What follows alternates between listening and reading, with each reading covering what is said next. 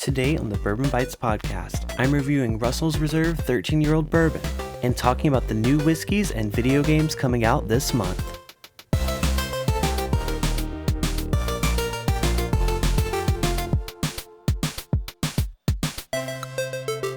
Hello everyone and welcome to the Bourbon Bites podcast. I'm your host Clifton and I literally just hopped off the plane at LAX because I am back from my 5-night trip to Puerto Vallarta, Mexico, one of my favorite cities to travel to. We had a wonderful trip. The weather was absolutely perfect until the last couple days because it was kind of cloudy in the mornings. But other than that, warm, 80-degree temperatures, sitting by the pool, drinking margaritas and Mai Tais, living it up. So thank y'all for not forgetting about me while I was gone.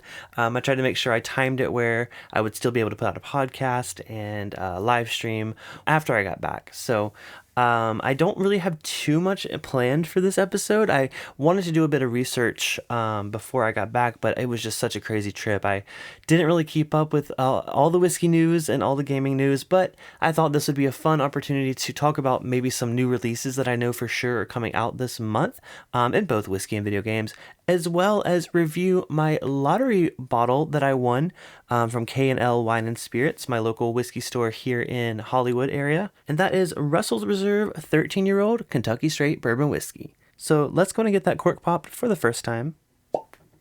Okay, I expected a little more.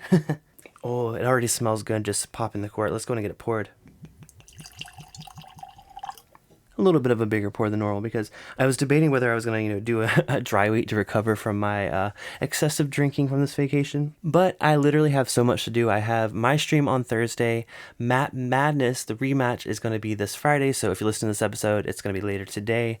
And come this Monday, I'm actually launching a brand new YouTube channel with some people you may know. So myself, along with Bill, the Whiskey Dick, Jason from the Mash and Drum, Ed from the Rock Gut Review, and our new friend Molly, we're coming together to launch Dungeons and Drams. So this is a WhiskeyTube take on Dungeons and Dragons. We've been preparing for this for a long, long time. I was actually new to Dungeons and Dragons before this. I knew a lot of people that had played and I'd always really wanted to do it, but none of my good friends really played growing up. So I'm so excited to be a part of this. I'm going to probably be really bad at it to start with, so you guys will have to bear with me, but I'm so excited for my characters. So just look up Dungeons and Drams on YouTube. The page should be live now, and go ahead and subscribe. We go live this Monday, so look forward to that. But before that, I wanted to celebrate the end of a great vacation and the start of a great weekend of WhiskeyTube with a nosing of Russell's Reserve 13.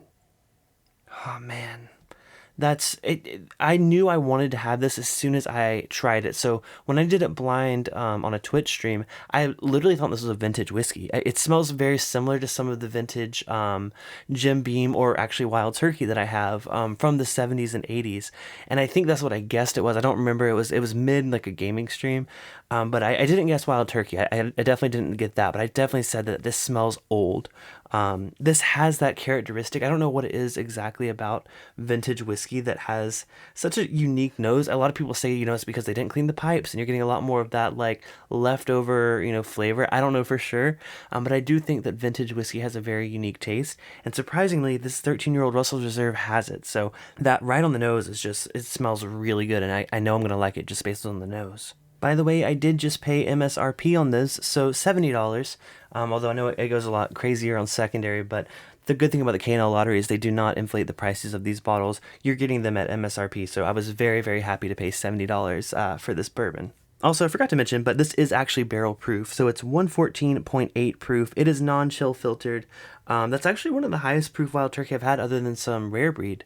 I think the one I have right now is 112, but I think another batch of it was at 116. And the only Master's Keep I actually have are 100 proof or below. So I'm really interested to see how this really shines at barrel proof and 13 years old. Let's go and try it. Cheers. There's my classic turkey. Not to jinx myself, but I imagine if I'm playing Matt Madness and he asks what distillery this is, I would guess Wild Turkey. It's a very classic Wild Turkey note. Those baking spices really do show up on the palate. I wasn't getting them as much on the nose, but there's a certain spiciness that comes with Wild Turkey that I always get excited about. But this time it's even more intense. The full experience of this at barrel proof is just so phenomenal. And that 13-year age statement just makes it really come alive. That other than the Master's Keep, This is the oldest turkey I've tried. And when you're pairing that with barrel strength, I mean, this is just an exceptional expression of wild turkey. If you are a fan of anything wild turkey, you will absolutely adore this bottle if you can get it for $70, maybe a little bit more.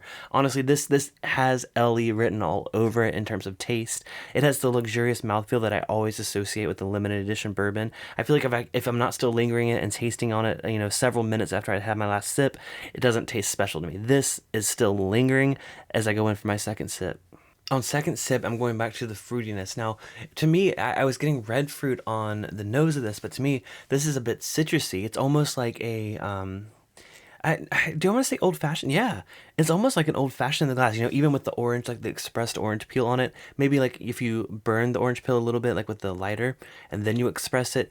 I think all of those really bright citrus notes are there. I mean, this tastes like a really strong old fashioned. Like you may have forgotten the sugar cube, but you put the bitters and you put the high proof whiskey and you express that orange on it. That's the total experience I'm getting with this, and I absolutely love it. Now, next time I visit this, it may be for a YouTube stream or maybe even a Twitch gaming stream. I would love to put this on the rocks.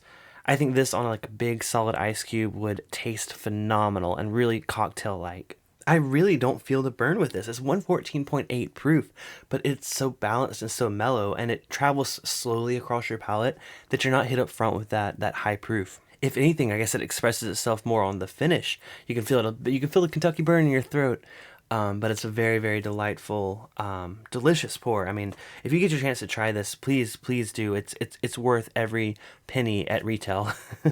Also, if you see it in a bar, definitely, I think it's worth splurging on for sure. So for me, Russell's Reserve 13-year-old bourbon is an absolute winner. I can't wait to sip on it over the next year or so. With the ones like these, I definitely don't want to finish them anytime soon. And I can't wait to share it with friends. This is going to be a fun one. So thank you, K&L, for not sponsoring this video, but for allowing me to get this in their lottery. I'm so excited. So I'm going to keep sipping on this, but let's get into some news.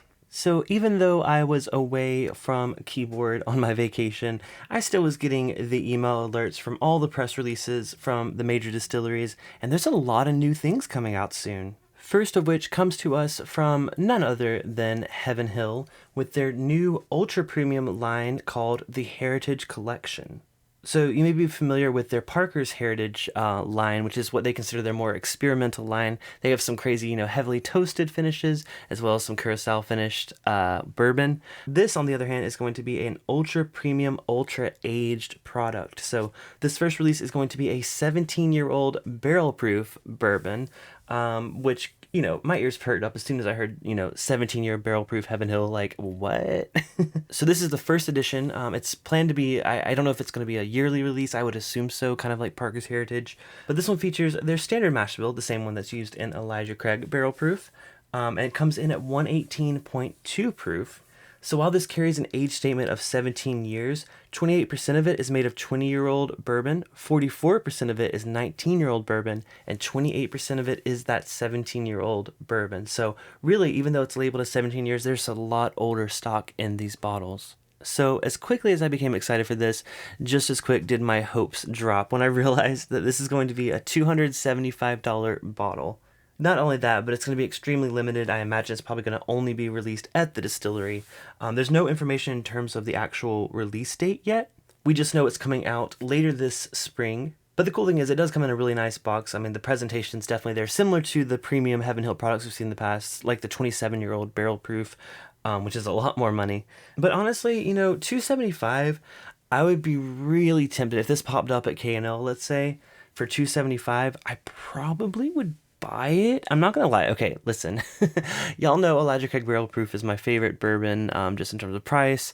I was gonna say availability, but it's kind of dwindled this past year, unfortunately. But that one at $75 to $85 at 12 years old barrel proof is an absolute must buy. So this one is, $200 more, but it is a very, very special release. I definitely think you know what, if I had the opportunity to buy it at least once, I would do it. Heaven Hill did not send me a sample of this. I know a few other channels that got samples, so stay tuned to their reviews. Either way, I'm very excited to see a limited release, a new limited release coming from Heaven Hill, because I love them so much as a distillery. While we're on the topic, literally within the same week, or I guess the next week, they announced the 2022 edition of Old Fitzgerald Bottled and Bond. And wait till you hear this. This is also a 17-year-old bourbon. So if you're not familiar with Old Fitzgerald, that is their wheated bourbon. This was distilled in 2004 and bottled in spring of 2022. And the MSRP on this is $185, which it's kind of interesting to compare that to the 17-year-old barrel proof that I just talked about. I mean, this one is, like I said, the wheated mash bill. It is bottled in bond. I mean, it's very strict guidelines, and for them to have that for 17 years maintaining those, I kind of expected this to be a higher price. So again, if I had the opportunity to buy this at $185, I would. I mean, especially because I bought the 17-year bottle and bond Wild Turkey. I would love to do a side-by-side comparison with, a distillery like Heaven Hill that's my favorite, and a distillery like Wild Turkey that is kind of hit or miss for me. I've had some really great releases like this Russell's 13, but it would be really interesting to do that comparison.